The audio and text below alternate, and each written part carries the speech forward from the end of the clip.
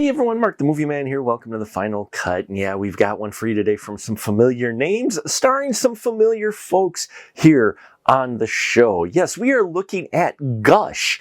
It is the newest film from Scott Schirmer and Brian K. Williams. And we have the story of Sally, who is having a tough time with her husband Kevin lately. Their relationship's just been kind of just very rough due to a very tragic event in which Sally lost her baby due to an accident.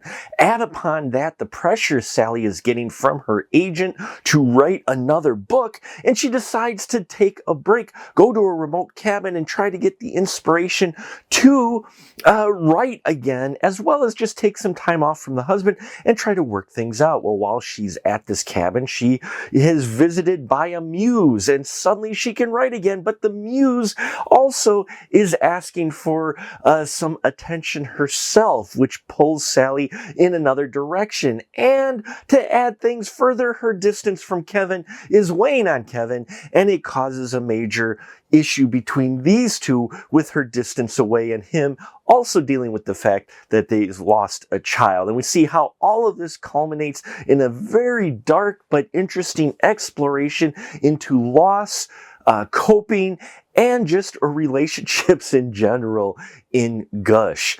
And that's just scratching the surface. It's very interesting subject matter to be taking on here. We've seen in the past the issue of loss and mourning and how people deal with it, but not quite as intimate as Gush does it.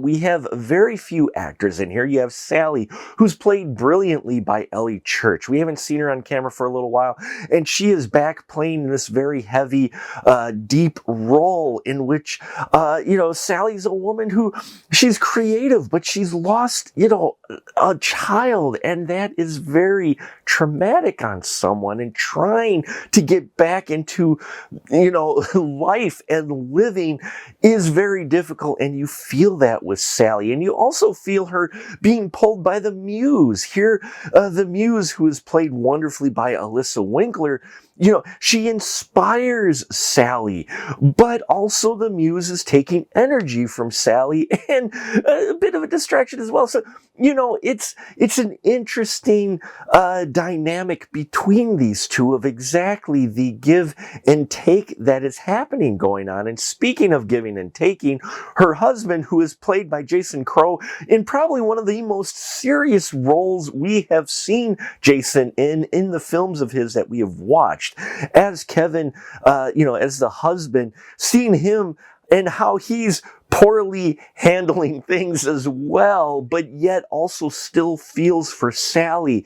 You feel that. You feel those layers in here. And Williams and Schirmer do not shy away from conflict.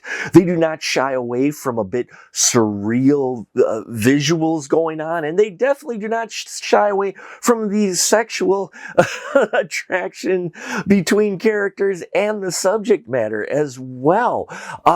Which, if you've seen their other works, you know what you're in for. But this is a very serious piece. It is a heavier piece than you might feel from some of their past works, and I was very impressed by all of it. Now, I'm going to say that the ending left me, it's going to be something that I'm going to have to watch the film again to really grasp everything that they were going for in here, because the ending, while I get what they were going for in here, the way it played out was just a little bit confusing for me on it of exactly what had happened. But I think they leave it that way on purpose for you to kind of piece together yourself exactly what happened here at the end.